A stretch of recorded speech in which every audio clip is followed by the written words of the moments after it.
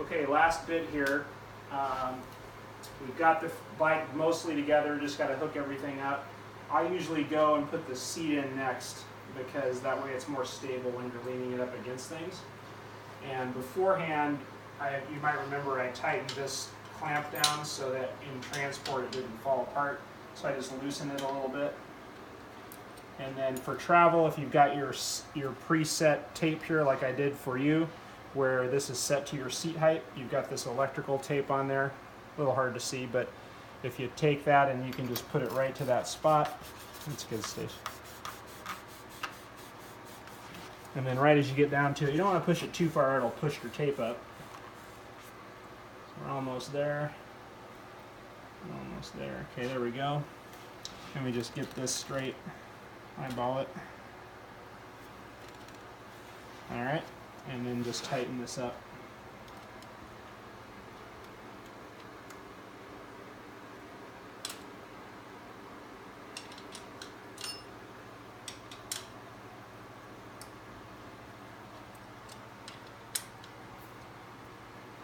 I'm going to get this fairly snug. I don't use a torque wrench or anything, it's just kind of by feel, but you could. Alright, so once you have that done, then I usually take at this point and I go ahead and secure my handlebars, same thing just for stability. So take it like this, and before, we haven't really tightened anything here, so the stem cap is still loose, the compression cap, and so are these bolts. So I'm looking directly over this and eyeballing it. And the first thing you got to do before you tighten these guys is to do your stem compression bolt. And so let's see how tight it is.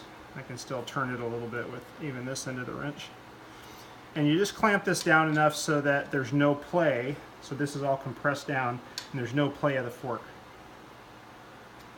And you can kind of test that. When you have the brakes on, you can test it by pulling the brakes, but you shouldn't be able to move the fork in here with any play. And then when you move it, it shouldn't have a bunch of friction. It shouldn't feel like it's going and then you get it too tight. Alright, so that's good. We've got it tight enough there. And it's all centered. I just check the tightness. Yeah, it's plenty tight. Okay, at this point now, I'm going to clamp the stem to the steerer tube with those other bolts.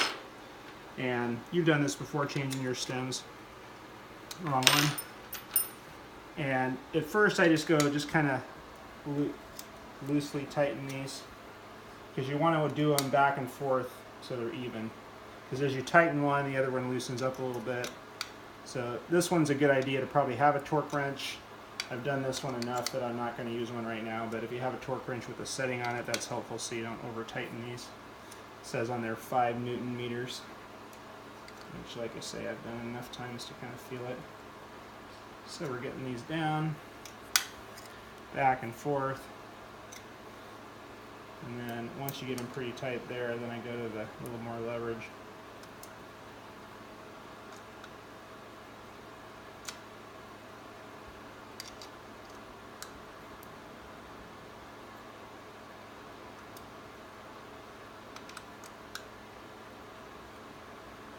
Righty-tighty, lefty-loosey. This one's getting real close.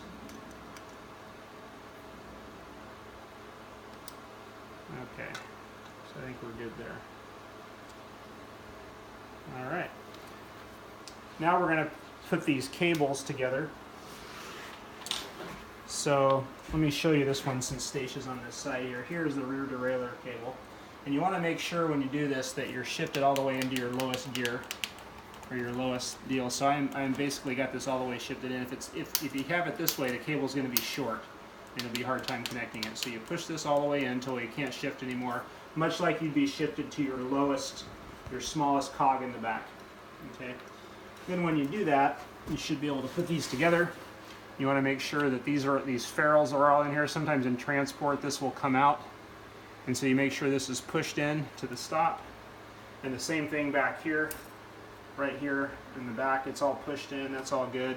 And then you notice now I can get these two together, right? And there's just a thread there, and you start to thread it. And there's a little bit of resistance when you do it, because you're putting tension on the cable again. And then there you go, now you have that one done. There's another one on the other side, same sort of thing. Make sure this is all the way in. Make sure you have the cable in there good. And then same thing here.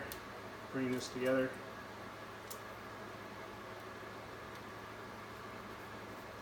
Just threads on there, righty-tighty. I'm holding the one here in my right hand still and just threading this one. Okay, and then the last one's the brake. Same sort of thing with this. Make sure the cable stops in there. Same thing here. The brake's a little harder because you can actually pull on the brake if you notice when I do this. So you have to sometimes pull on the brake just a little bit. So getting it started is a little harder. Once you get it going, pretty easy.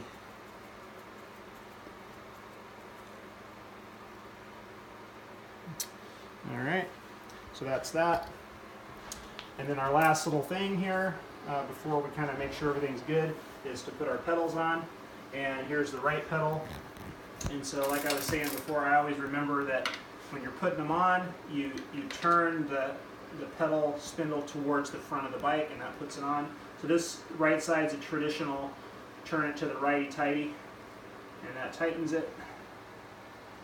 And I don't put my pedals on super tight. You don't got to crank on them, just enough to kind of secure them.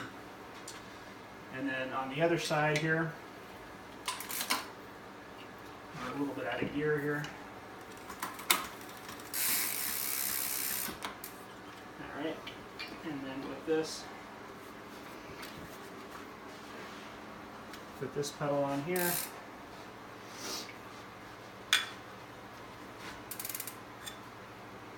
Same sort of thing. If you notice, I'm going to turn the wrench towards the front of the bike. So in this particular case, you turn left from this direction over here to the left to tighten it, which is the opposite. A good old reverse thread on the left side. I always just remember tighten them towards the front of the bike, loosen them towards the rear of the bike, and that always helps me remember it. Same thing there. And at this point, I kind of check and make sure everything's straight, looks good. And I have the brake loosened, so I tighten that up. And the tires aren't pumped up, so they might kind of rub a little bit. And they are just a bit, so we'll mess with that later, but yeah, the tire's kind of hitting. Oh, I see, the tire's not inflated, so it's just hitting there a little bit. Same thing in the back. Alright, if we do this. Tire's hitting just a little bit there because it's not inflated, but otherwise looks good. And now you're ready, just if you haven't pumped the tires up yet like I haven't, pump them up. And then I just, at this point, kind of look over everything. I think, okay, did I tighten that? Yes, I did. Did I tighten that? Yes, I did. Are these tight? Yep, all good. I just make sure in my mind I've done everything before I jump on it and ride it. There you go.